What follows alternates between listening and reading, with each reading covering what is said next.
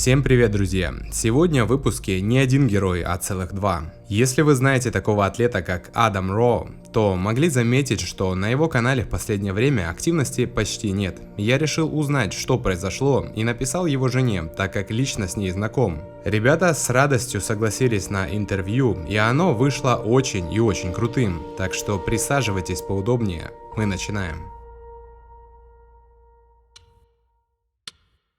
Начнем с того, как ребята попали в такой спорт, как воркаут. У Адама это было весьма банально. Он увидел в интернете ролики Ганнибала и ребят из Beast Mode. Они-то и смотивировали его, и Адам начал свои тренировки. Стаж воркаута у Адама уже 7 лет, а спорта в целом 13 лет, так как до воркаута занимался силовым четыреборьем. Исправьте меня, если я говорю что-то неверно. Таня писала мне наполовину по-чешски, так что смысл, думаю, вам понятен. В этом виде спорта он стал чемпионом Чешской Республики. Ну а сама Таня попала в воркаут совершенно случайно. До этого она тусовалась в весьма сомнительной компании, но как девочка была довольно осмысленной личностью. Вовремя поняла, что нужно сворачивать с этой тернистой дорожки, и как говорил Омар Хайям, уж лучше будь один, чем вместе с кем попало. Вот так эти совершенно разные люди попали в один вид спорта и в разных уголках планеты начали развиваться в этом направлении. Адам выиграл такое количество соревнований, что и перечислять нет смысла. И Таня, как для девочки, тоже стала весьма сильной спортсменкой, выступавшей на самых крупных чемпионатах Украины по воркауту в качестве гостя и участника. Встретились они на чемпионате Украины 2016 года по воркауту.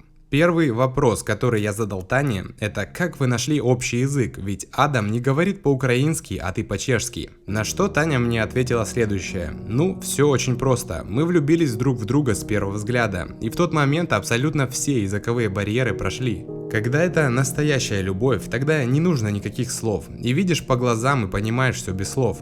О нашем знакомстве, отношениях и пути друг к другу нужно писать книгу. Нам приходилось доказывать в чешской полиции, что мы действительно пара, и вообще пришлось пройти множество трудностей, но, наверное, это и есть настоящая любовь, говорит Таня. Возвращаясь к спорту, скажу, что давно наблюдал за Адамом, а выпуск из зарубежного канала Strength Wars так вообще заставил меня взглянуть на этого атлета по-новому. Адаму удалось победить одного из самых сильных участников проекта с отрывом всего в несколько секунд. Это было поистине захватывающее зрелище, но по словам Адама, дорога в Германию была весьма тяжелой. А выпуск снимали именно там, и он не мог продемонстрировать все, на что был способен. Главной целью спортсмена было показать, что воркаутом тоже нужно заниматься комплексно, и он хотел смотивировать на это других спортсменов. Ведь одним из упражнений были приседания с весом 120 кг на 20 повторений, что говорит нам о том, что атлет уделяет внимание и ногам, ведь главное в воркауте не трюки, а развитие и функциональность вашего тела, говорит Адам. Силовые показатели Тани тоже заставили некоторых зрителей комплексовать. Готовы? Жим штанги 95 кг на одно повторение при собственном весе в 60 кг. Приседания 40 кг на 84 повторения. Отжимания на брусьях 55 кг на одно повторение. Ну как вам? Неплохо как для девушки, правда? А что самое интересное, так это то, что при таких силовых Таня не забыла и о своей женственности, и выступала в таких различных образах, как образ Харли Квинн, Роксен и других, демонстрируя не только силовые элементы, но и пластичность тела и артистизм. Что ж, вернемся к Адаму. Я думаю, вы не могли не обратить внимания на его телосложение. Конечно, многие тут же воскликнут, мол, химик и бла-бла-бла, но парень открыто заявил, что по его линии все мужчины даже без занятий спортом весили за 100 кг, и генетикой его природа не обделила.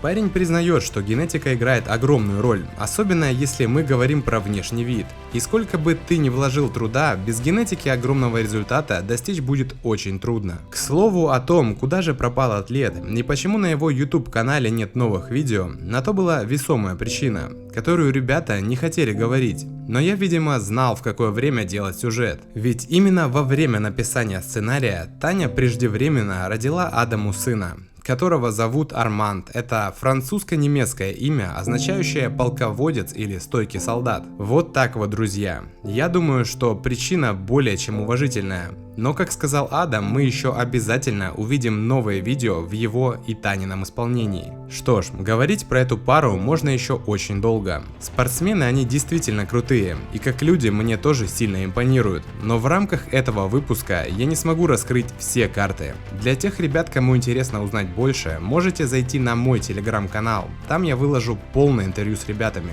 Ну а на этом все. Подписывайтесь на этот канал, а также на канал Адама. Все ссылки будут в описании. Магазин Адама я тоже на всякий случай оставлю там. Всем спасибо за просмотр и до скорых встреч. Пока.